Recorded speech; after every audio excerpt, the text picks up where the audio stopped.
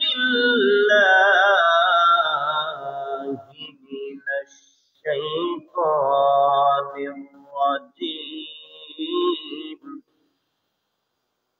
بسم الله الرحمن الرحيم.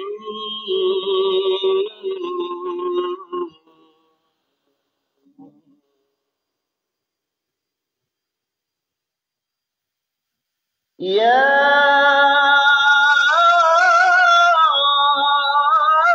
أيها النبي إذا جاءك المؤمنات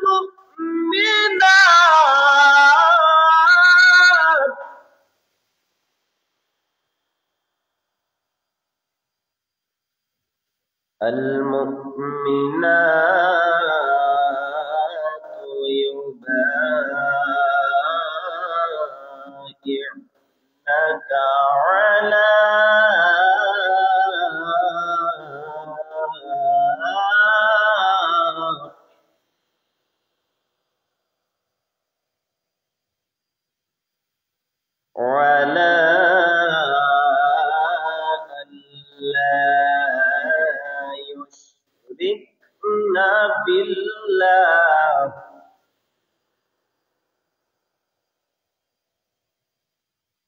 يشركن بالله شيئا ولا يسرقن ولا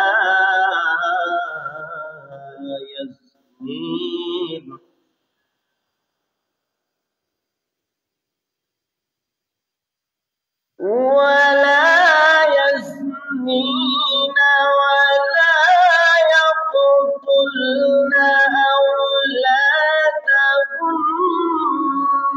ولا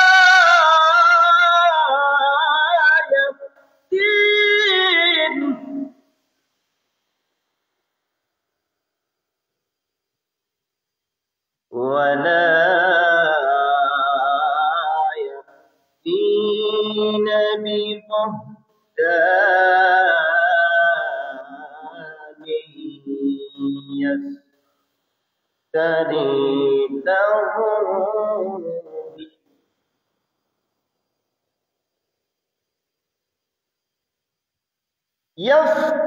يفترينه بين أيديهن وأرجلهن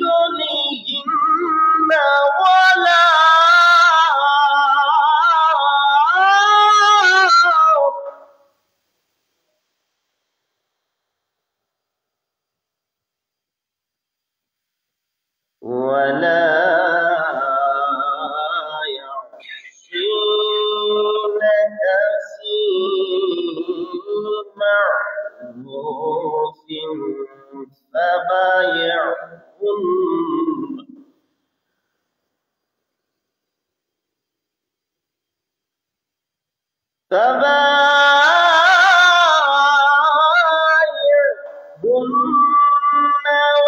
واستغفر لهن الله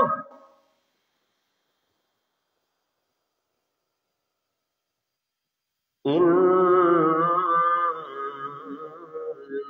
الله غفور رحيم.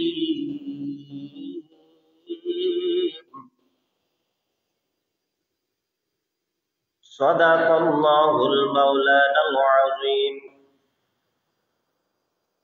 وصدق رسوله النبي الحبيب الكريم. وقال تعالى آية الأخرى في شان حبيبه ومحبوبه ومعشوقه مخبرا وآمرا إن الله وملائكته يصلون على النبي يا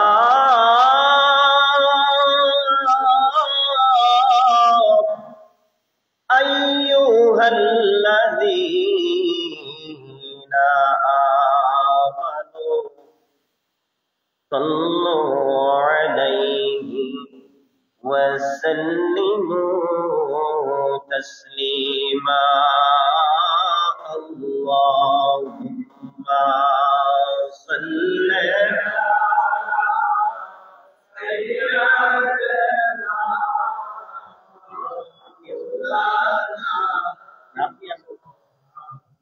وعلى آل سيدنا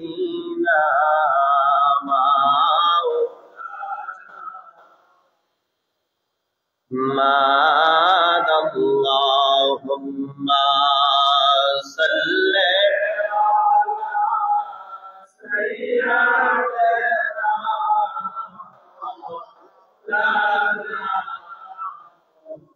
محمد وعلى آل سيدنا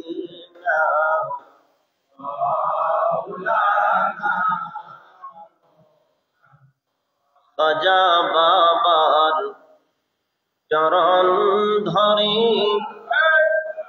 আমরা সালাম জানাই হে রাসূল আমার দয়াল বাবার কদম ধরে সালাম জানাই হে রাসূল দয়া করে মুদের সালাম আপনি করে নেন কবুল আল্লাহুম্মা সাল্লি আলা সাইয়্যিদিনা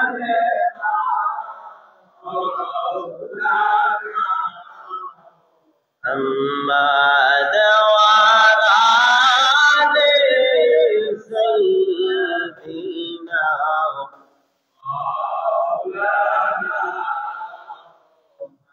لا إله إلا الله لا إله إلا الله لا إله لا لا إله محمد رسول الله لا إله لا لا إله لا لا إله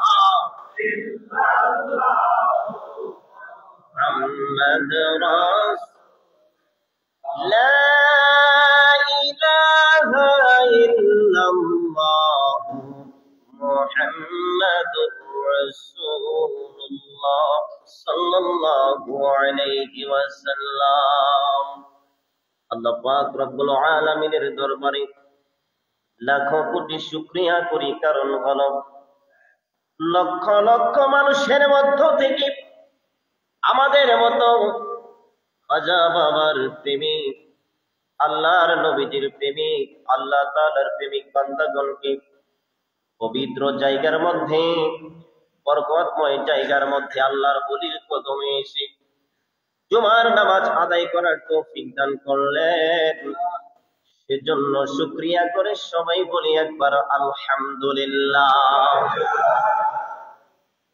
নবীজির উপর দরুদ সালাম পেশ করতে হবে কারণ হলো আল্লাহ পাক রব্বুল আলামিন ইরশাদ করেছেন ওয়া রাফা'না লাকা যিকরাক যখন আল্লাহ এই আয়াতের তাফসীরের মধ্যে আল্লাহ পাক হাদিসে কুদসির মধ্যে বলে দেন ইযা যুকিরতু যুকিরতা মাইয়া যখন আল্লাহর নামের জিকির করা হবে সাথে সাথে আমার নবীর নামের জিকিরও করতে হবে।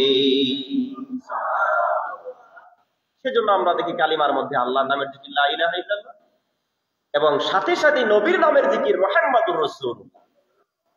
আজানের মধ্যে আল্লাহর নামের জিকির আশহাদু আল্লা ইলাহা ইল্লাল্লাহ, আবার আল্লাহর জিকিরের সাথে সাথে নবীর জিকির আশহাদু আন্না মুহাম্মাদার রাসূলুল্লাহ।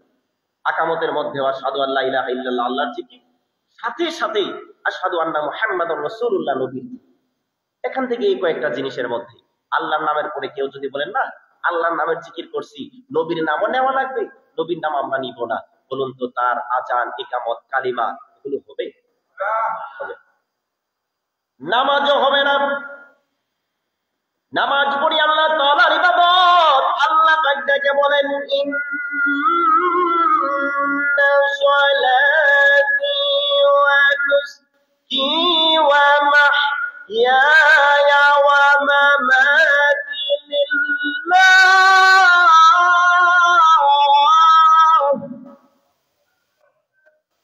সূরা বলেন একবার আল্লাহু আকবার। ومماتي لله رب العالمين।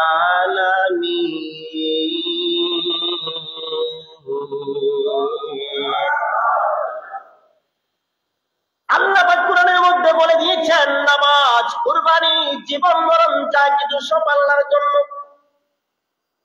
কিন্তু আমার আল্লাহ বলেন ইবাদত করবে আমার, এই ইবাদত আমি আল্লাহ পাক রব্বুল আলামিন কবুল করব আমার নবীকে দিয়ে। জোরে বলেন সুবহানাল্লাহ। শুধু নামাজ নয়, আল্লাহর হাবিব বলেছেন উম্মত যতগুলি নেক আমল করবে, প্রত্যেকটা নেক আমলের মধ্যে নবীর জিকির না থাকলে একটাও আল্লাহর দরবারে পৌঁছাবে না। আসমান এবং জমিনের মধ্যবর্তী জায়গায় ঝুলন্ত অবস্থায় থাকে, অর্থাৎ যে কোনো আমল করেন না কেন তার আগে পরে নবীজির উপর দরুদ সালাম পেশ করতে হবে। সুবহানাল্লাহ।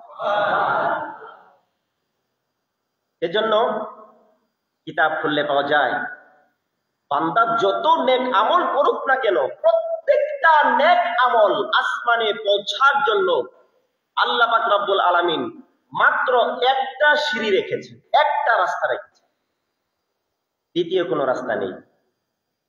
আমল সমূহ আল্লাহর দরবারে পৌঁছানোর রাস্তা কয়টি? একটি। সিঁড়ি কয়টি? একটি, সেটাই হচ্ছে দরুদ, দরুদ এবং সালাম। সুবহানাল্লাহ বলেন।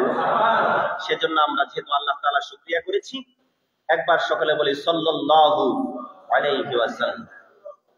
সম্মানিত উপস্থিতি, আমরা গত 2 জুমায় বায়াত গ্রহণের ফজিলত কুরআন থেকে দেখেছি, কিন্তু হাদিস শরীফে যাওয়া শেষ হয়নি, মানে সুযোগ হয়নি।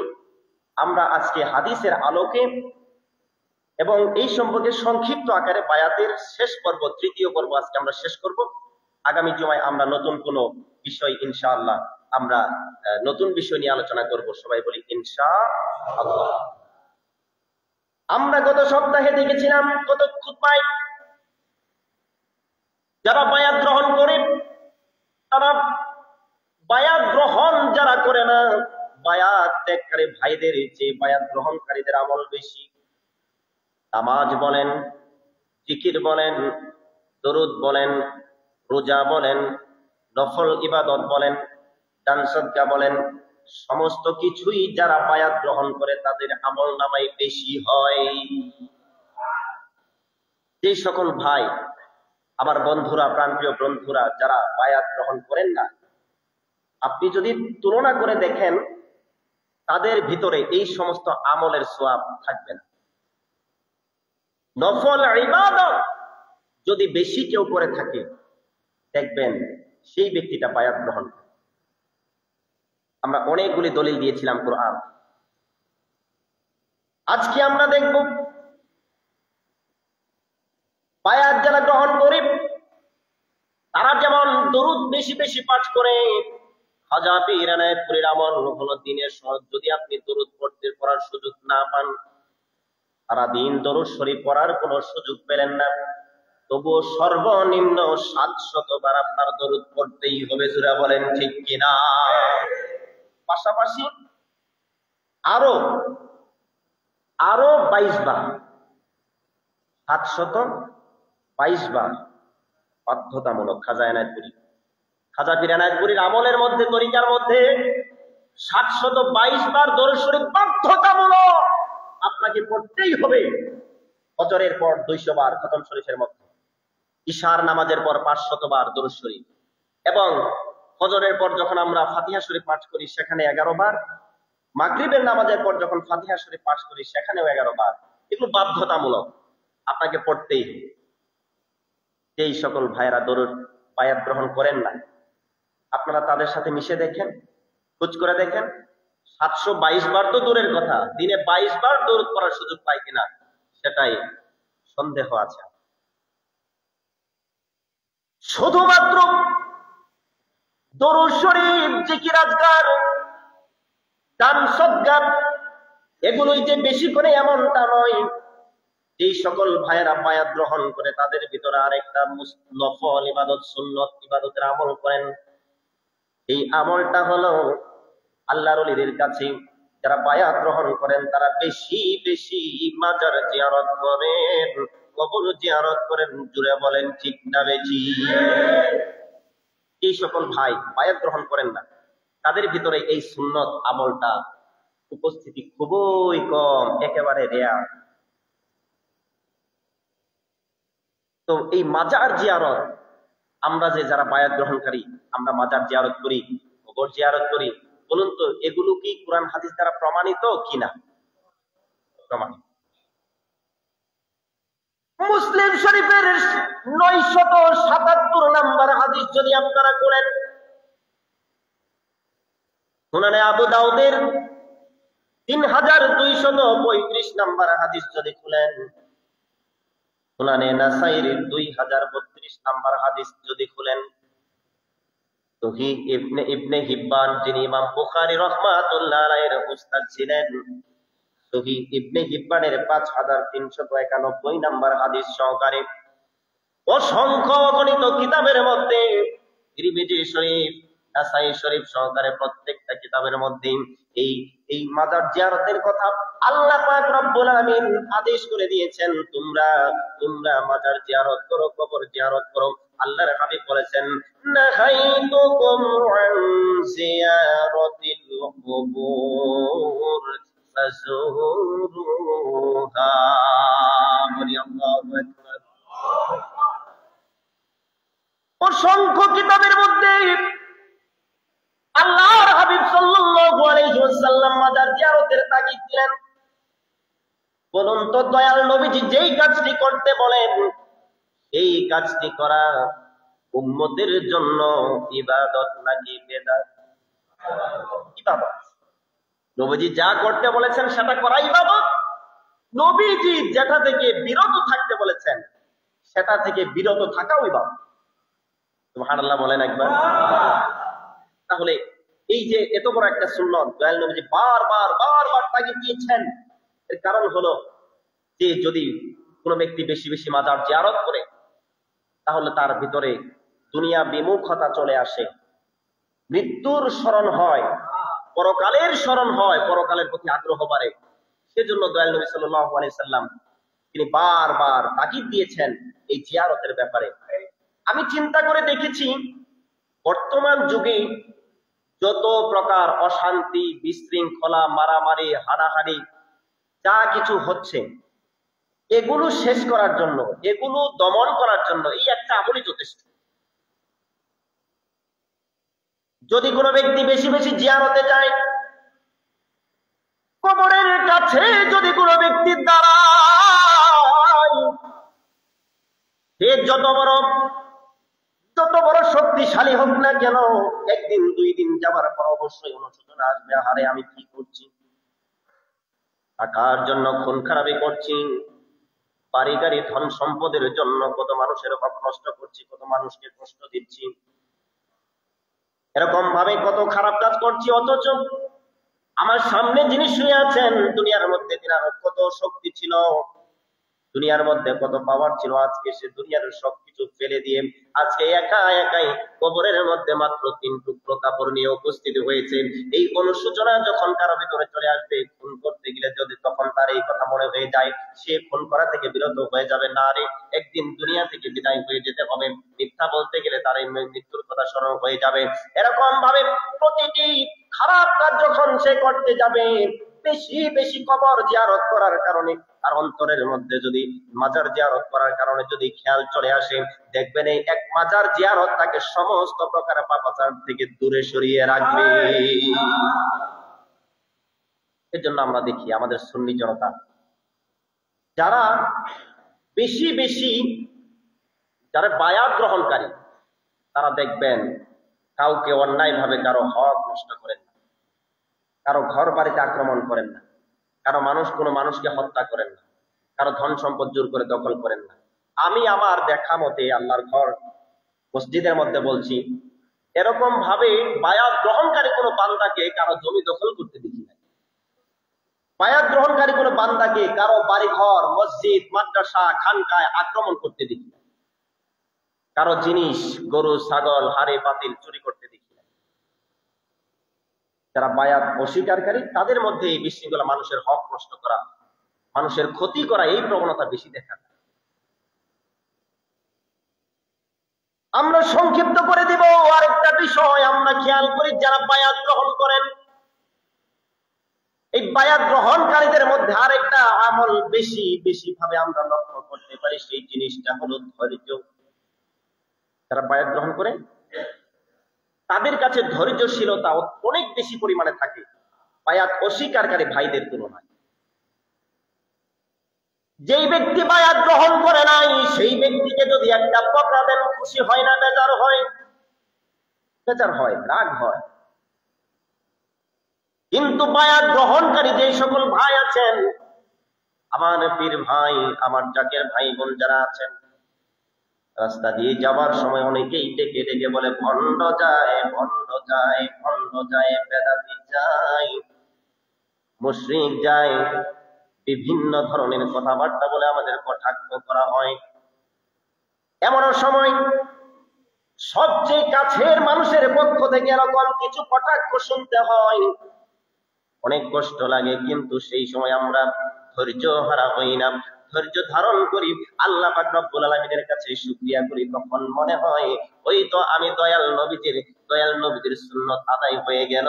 দয়াল নবীজিকে যাকে না সৃষ্টি করলে কুল কায়নাত কোনো কিছু সৃষ্টি করা হতো না, তাকেই গালি দেওয়া হতো, তাকেই পাথর মারা হতো, তাকেই দেশ থেকে হিজরত করতে বাধ্য করা হয়েছে, তাকেই নামাজের সেজদারত অবস্থায় উটের নারী ভুড়িগুলি চাপিয়ে দেওয়া হয়েছে, পাথর মেরে রক্তাক্ত করে দেওয়া হয়েছে, আর আমাদেরকেও আজকে গালি দেওয়া হচ্ছে।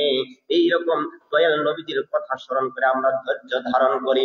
এই ধৈর্যশীলতার গুণটা যে সকল বান্দাগণ বায়াত গ্রহণ করেছেন তাদের মধ্যেই বেশি দেখা যায় বায়াত অস্বীকারী ভাইদের তুলনায়। বলেন ঠিক কিনা? আমি যে কথাগুলি বলি আমার প্রাণপ্রিয় জাকের ভাইরা, যদি আপনাদের সুযোগ হয় আপনারা প্র্যাকটিক্যাল ভাবে আপনারা সেগুলো মিলিয়ে দেখার চেষ্টা করবেন। সামাজিক যে সমাজের মধ্যেই আপনারা একটু খেয়াল করবেন যে হুজুর যে বলল, এনায়েতপুর দরবার শরীফের অল্প বয়সের একজন ইমাম সাহেব, তিনি যে বড় বড় কথাগুলি বলে, এগুলো আসলে ঠিক না বেঠিক একটু মিলিয়ে দেখি না, আপনারা একটু মিলিয়ে দেখবেন কথাগুলো যুক্তি তর্কে কোরআন হাদিস অনুযায়ী দিয়েও আমি বলি।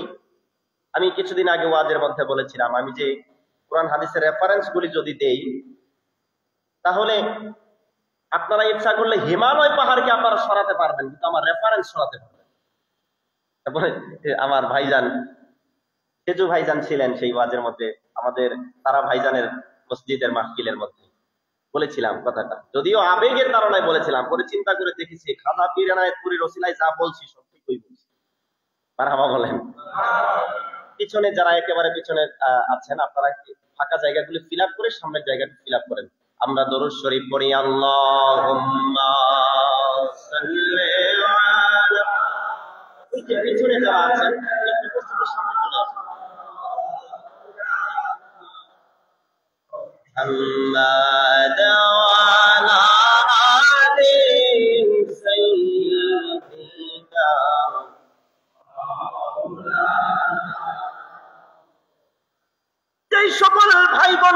গ্রহণ করেন, তাদের মধ্যে আরেকটা বিষয় আমরা দেখতে পাই, যেই আমলটা বায়াত অস্বীকারী ভাইদের মধ্যে দেখা যায় না, সেই জিনিসটা হলো বেশি বেশি দান করা। বেশি বেশি দান করার বিষয়টা আমরা বায়াত গ্রহণকারী ভাইদের মধ্যে বেশি দেখতে পাই।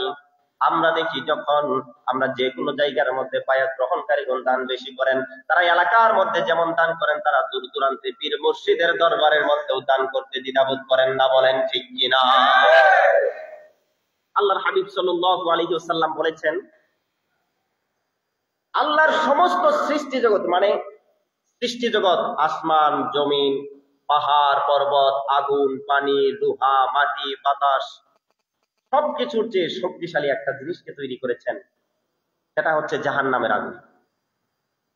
পৃথিবীর চেয়ে শক্তিশালী, সমস্ত পৃথিবীর চেয়ে শক্তিশালী হচ্ছে পাহাড়। লম্বা হাদিস, আমি সব সময় সংক্ষিপ্ততার জন্য আমি বিস্তারিত বলছি না। সমস্ত পৃথিবী সৃষ্টি করার পরে এটা হেলতে দুলতে ছিল, কম্পন সৃষ্টি হয়েছিল, স্থির হয়ে দাঁড়িয়ে থাকতে পারছিল না। তখন আল্লাহ পাক রব্বুল আলামিন কোরআনের মধ্যে বলেছেন, সূরা নাবা 30 পৃষ্ঠার প্রথম পৃষ্ঠার মধ্যে, 30 পারার প্রথম পৃষ্ঠার মধ্যে সূরা নাবার মধ্যে বলেছেন, ওয়াল জিবালা আওতাদা। আল্লাহ পাহাড়কে পেরেক হিসেবে সৃষ্টি করেছিলেন। ফেরেশতারা আশ্চর্য হয়েছিলেন, বলেছিলেন, আল্লাহ, এই পৃথিবীর মধ্যে সবচেয়ে মনে হয় পাহাড়ই শক্তিশালী। আল্লাহ বলছে, না, পাহাড়ের চেয়ে লোহা শক্তিশালী, লোহার চেয়ে আগুন শক্তিশালী, আগুনের চেয়ে পানি শক্তিশালী, পানির চেয়ে বাতাস শক্তিশালী, এই সমস্ত কিছুর চেয়ে শক্তিশালী হচ্ছে জাহান্নামের আগুন। ফেরেশতারা আশ্চর্য হয়ে গেছেন। আল্লাহ বললেন যে, আশ্চর্য হয়েও না, আশ্চর্য বড়, আরো বড় আশ্চর্যের ব্যাপার হচ্ছে, এই জাহান্নামের আগুনের চেয়ে আরো একটা জিনিসকে আমি শক্তিশালী করেছি, সেটা হচ্ছে আমার শেষ নবীর উম্মতের রিয়ামুক্ত ছোট্ট একটা দানের ফলে হাত থেকে ছাড়ার সঙ্গে সঙ্গে জাহান্নামের আগুন ভাগ করে নিভে যায়। বলেন সুবহানাল্লাহ। এই দান করার প্রবণতা যেই সকল বান্দাগণ বায়াত গ্রহণকারী, তাদের কাছে এই দানশীলতা বেশি দেখা যায়। জোরে বলেন ঠিক না? আমি আর সেই বিষয়গুলিতে যাচ্ছি না, আমি সংক্ষিপ্ত করে দেব। আমরা গত 2 খুতবার মধ্যে দেখেছিলাম, যারা বায়াত গ্রহণ করেন, বায়াত গ্রহণ করলে 1 নাম্বার পুরস্কার দেওয়া হয়, আল্লাহ পাক রব্বুল আলামিন তার প্রতি রাজি খুশি হয়ে যান। 2 নাম্বার পুরস্কার হলো বায়াত গ্রহণকারী বান্দাদের উপর সাকিনা নাজিল করে দেন। 3 নাম্বার পুরস্কার হলো তাদেরকে অতি শীঘ্রই বিজয়ী দান করে দেন। এটা হলো আল্লাহ পাক রব্বুল আলামিনের পুরস্কার যারা বায়াত গ্রহণ করে তাদের প্রতি। 48 নাম্বার সূরা ফাতহের 18 নাম্বার আয়াতে কারিমার মধ্যে বায়াত গ্রহণকারী বান্দাদের এই পুরস্কারের কথা আল্লাহ পাক রব্বুল আলামিন ঘোষণা করে দিলেন। আমরা তো এতদিন এই বায়াতের ব্যাপারে যে আলোচনাগুলি করলাম, এখন এই জায়গার মধ্যে আমরা মহিলাদের কোনো কথা বলি নাই, বায়াতের কথা বলি নাই। আজকে আপনাদের একটা প্রশ্ন করতে চাই, আমার আল্লাহ পাক রব্বুল আলামিন শুধুমাত্র কি পুরুষদের প্রতি রাজি খুশি থাকতে চান? আল্লাহ কি শুধু পুরুষদের প্রতি রাজি থাকতে চান? শুধু পুরুষদেরকে সাকিনা দিতে চান? শুধু পুরুষদেরকে বিজয় দিতে চান? কারণ হচ্ছে আল্লাহর জান্নাত। বিজয় মানে ফাতহান করিবা, মানে হচ্ছে এই বিজয় দ্বারা, বিজয়ের আরেকটা, এই ফাতহানের আরেকটা মুরাদ হচ্ছে আল্লাহর জান্নাত, আসালতুল জান্নাহ। তো এই জান্নাত শুধুমাত্র পুরুষদের জন্য আল্লাহ তৈরি করেন। এই জান্নাতের মধ্যে পুরুষরাও যাবে, মহিলারাও যাবে। তাহলে এই বায়াত যেহেতু একটা ইবাদত, এটা তো শুধুমাত্র পুরুষদের জন্য নির্ধারিত হতে পারে না।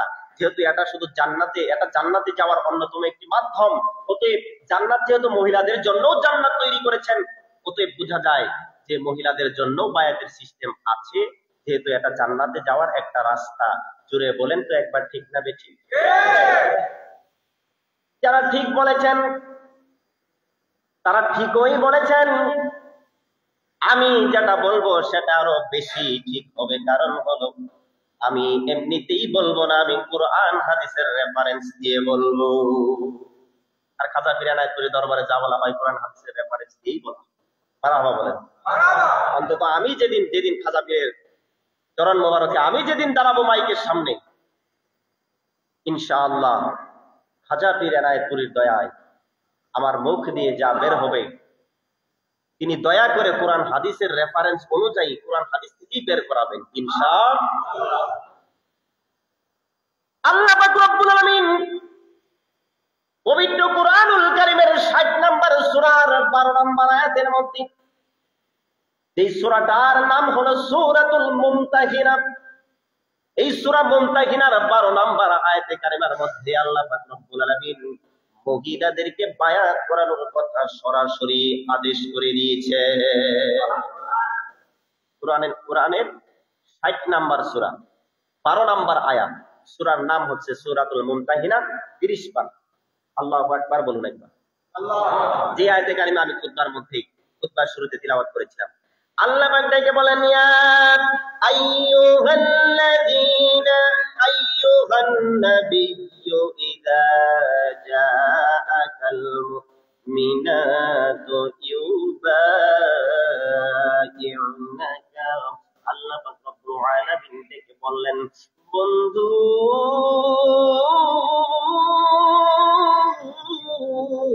আমার নবী যদি আপনার নিকটে ইজা জাআকাল মুমিনাতু ইউবাইউনাকা, আপনার কাছে যদি কোনো মুমিন, যদি কোনো মহিলা বায়াত গ্রহণ করার জন্য আসে, যদি বায়াত গ্রহণ করার জন্য আপনার কাছে আসে, আর যদি তাদের নিয়ত থাকে আপনি তাদেরকে যা বলবেন, আল্লাহ ইউশরিকুনা বিল্লাহ, আল্লাহর সঙ্গে কাউকে শিরক করবে না, ওয়ালা ইয়াসরিকুনা, তারা চুরি করবে না, ওয়ালা ইয়াজনিনা, তারা জিনা করবে না, ওয়ালা ইয়াকতুলনা আওলাদাহুন্না, আর তারা তাদের সন্তানদেরকে হত্যা করবে না, ওয়ালা ইয়াতিনা বিবুহতানি ইফতারিনাহু বাইনা আইদিয়াহুন্না ওয়া আরজুলিহিন্না, এবং তারা অন্যদের প্রতি তারা অপবাদ দিবে না, যেটা দুই পায়ের মাঝখানের জায়গার মাধ্যম থেকে ইঙ্গিত করে দেওয়া হয়, এরকম কোনো কিছু অপবাদ দিবে না। ওয়ালা ইয়াসিনাকা ফি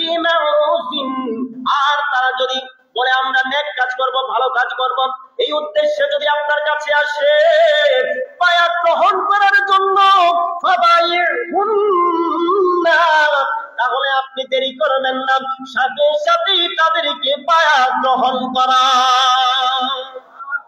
বলেন সুবহানাল্লাহ।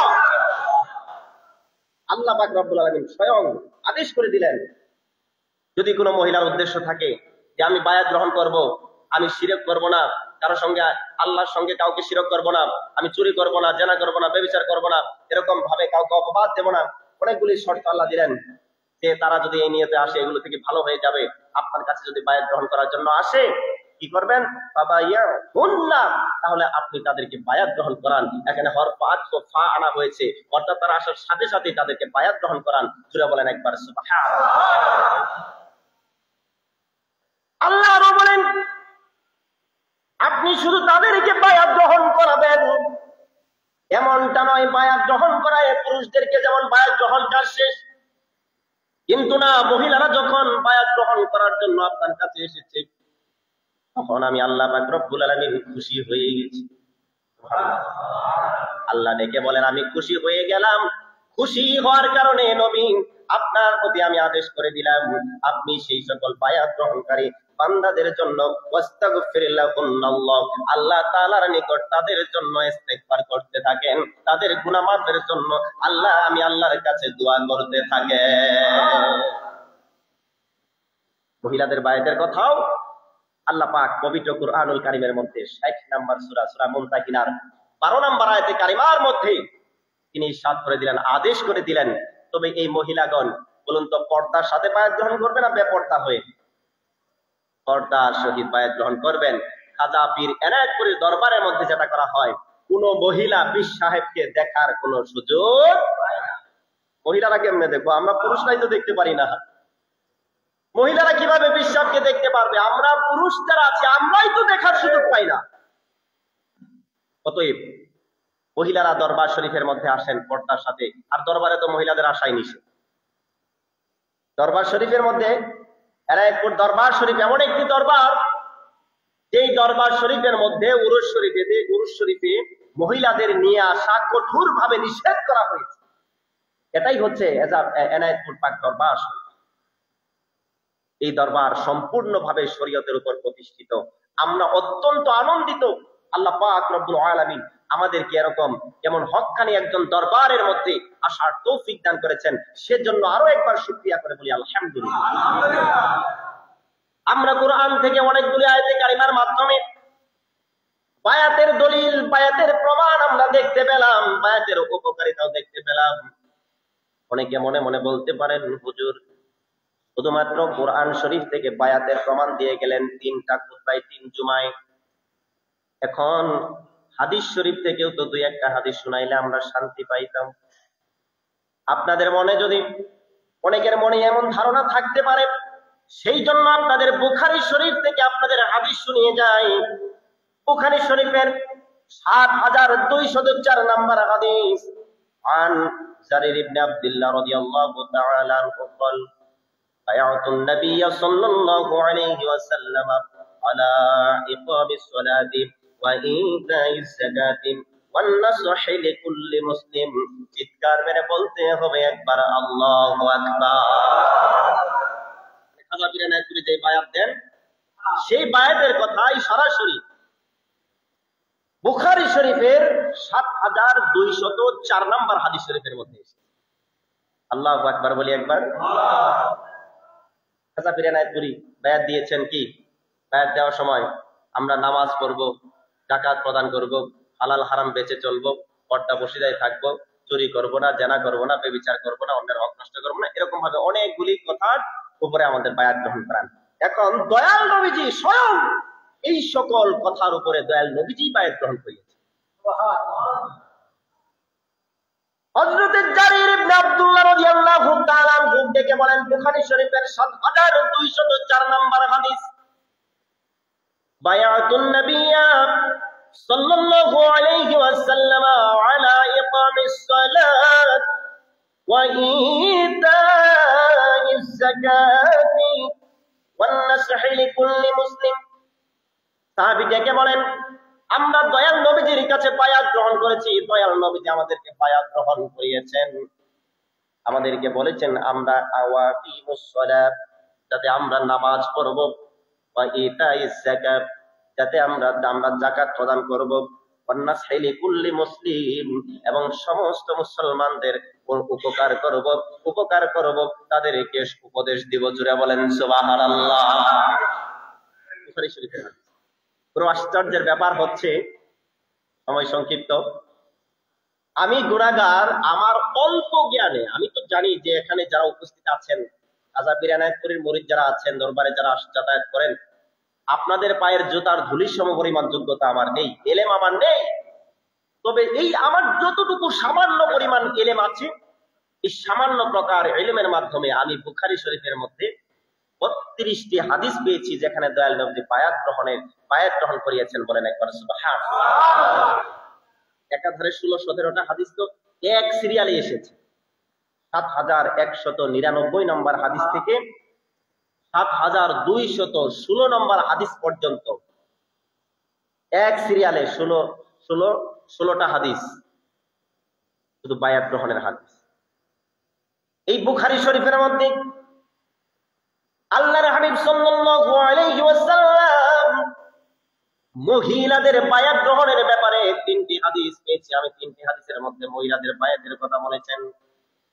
আবার আরো কয়েকটি হাদিসের মধ্যে আল্লাহর হাবিব সাল্লাল্লাহু আলাইহি ওয়াসাল্লাম শিশু ছোট ছোট বাচ্চাদেরকেও বায়াত গ্রহণ করিয়েছেন। জোরে বলেন সুবহানাল্লাহ। এত গুরুত্বপূর্ণ একটি ইবাদত, ছোট বাচ্চাদেরকেও দয়াল নবীজি বায়াত গ্রহণ করিয়েছেন।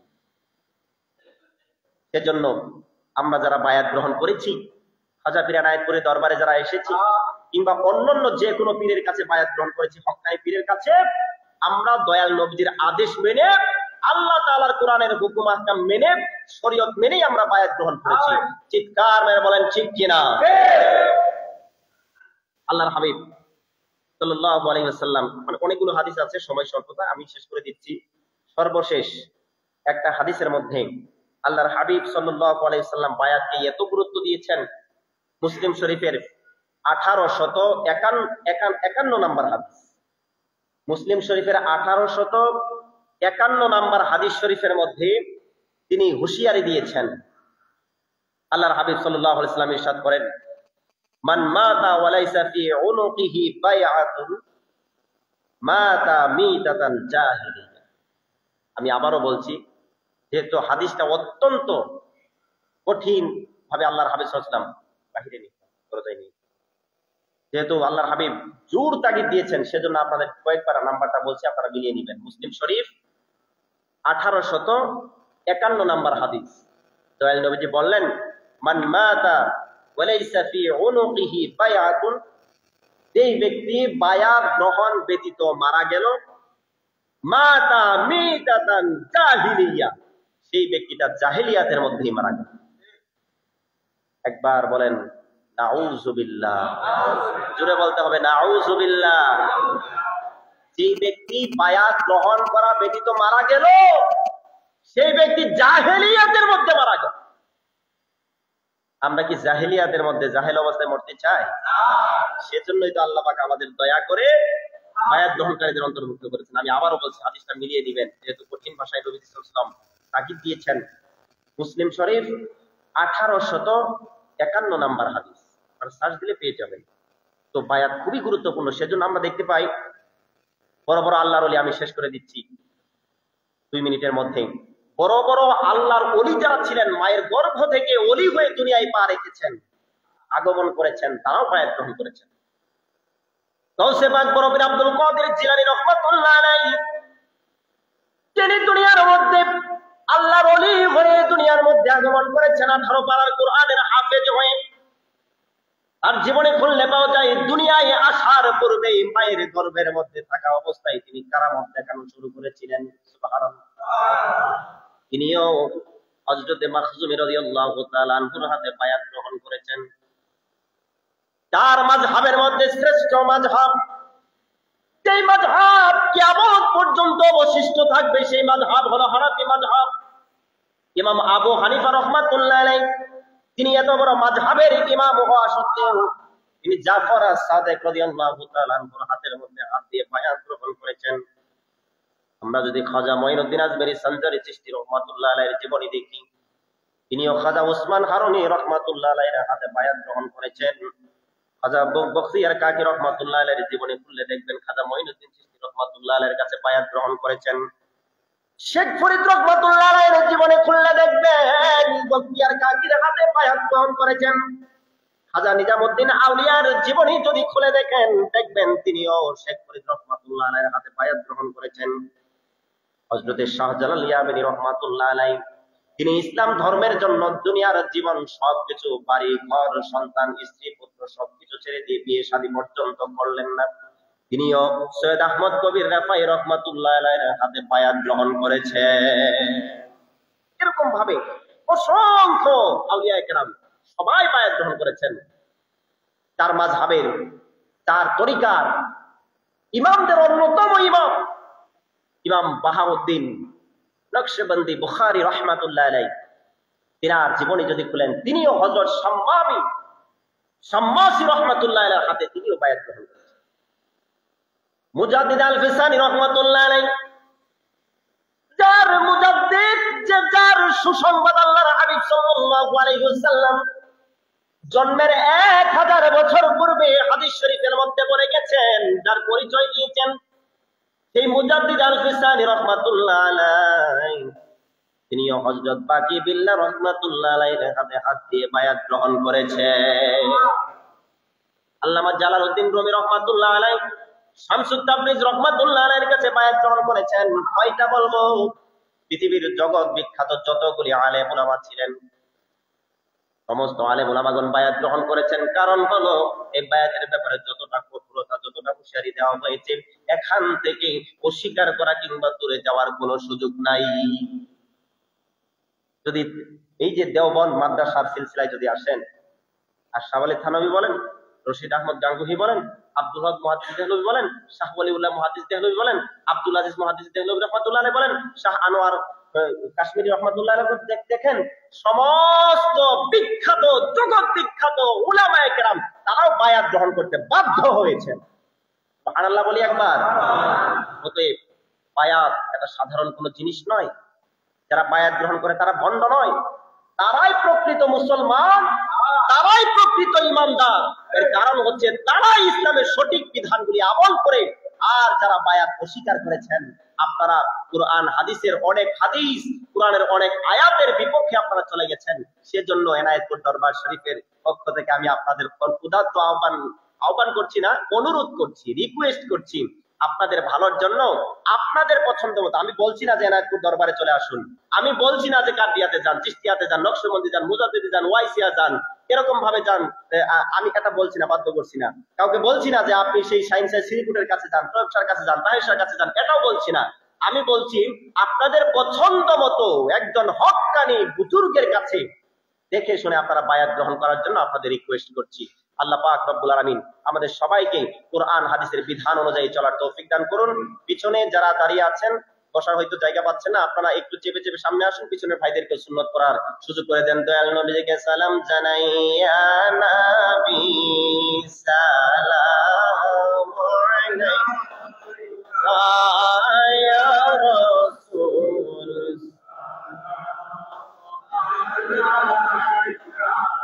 ইয়া হাবিব সালাম আলাইকা, সালাম।